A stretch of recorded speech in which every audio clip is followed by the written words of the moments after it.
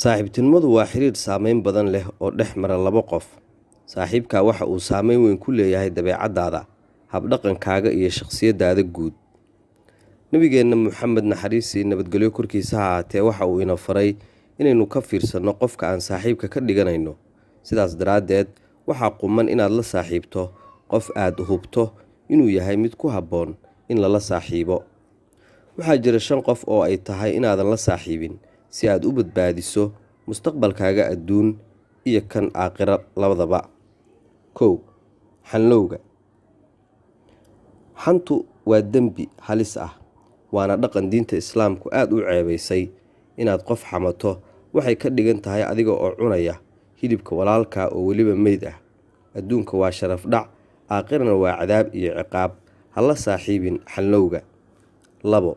Xaasidka. Xaasidku waa qof jecel aadmiga kale waxa hanti, hibo iyo haybad ay leeyihiin in laga xayuubiyo oo isaga la siiyo. Haddii aan si kale u dhaho, waa qof wax walba la jecel naftiisa oo la neceb dadka kale.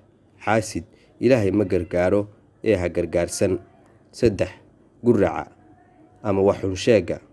Si xun u fakarka. Waa dadka wax waliba ka fiiriya dhinaca xun ee guraca. Waa kuwa jecel inay wax dhaliilaan, inta mooye indhahoodu ma qabtaan waxa quruxda badan. Filashadoodu waa gurac, oo fiiradoodu waa gurac, oo fikirkoodu waa gurac.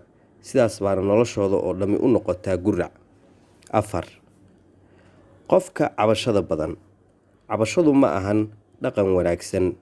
Wax walba oo nolosha aad la kulanto ku mahadi Ilaahay ku siiyey. Ha la saaxiibin dadka cabashada iyo catowga badan si aad nolosha adayga badan uga gudubto himiladaadana aad u rumayso. 5. Beenaalaha. Beentu waa dhaqan xun oo ay tahay inaad iska ilaaliso. Waa marin cadaabeed ay Ilaahay iyo Nabigiisu naxariis iyo nabadgelyo korkiisa ha ahaatee ceebeeyeen. Waa astaan iyo sumad munaafaq inaad saaxiib ka dhigataa waxay kugu hogaamin kartaa inaad munaafaqada ka barato. 5 mid walba oo ka mid ah sidiisa ayuu halis ugu yahay aayahaaga dambe iyo kan aakhiro iyo kan adduun labadaba. Allah asxaabteenna ha ka yeelo kuwo ka xalaal ah sifo walba oo xun, hana ka yeelo kuwo wanaagsan oo iimaan buuxa leh.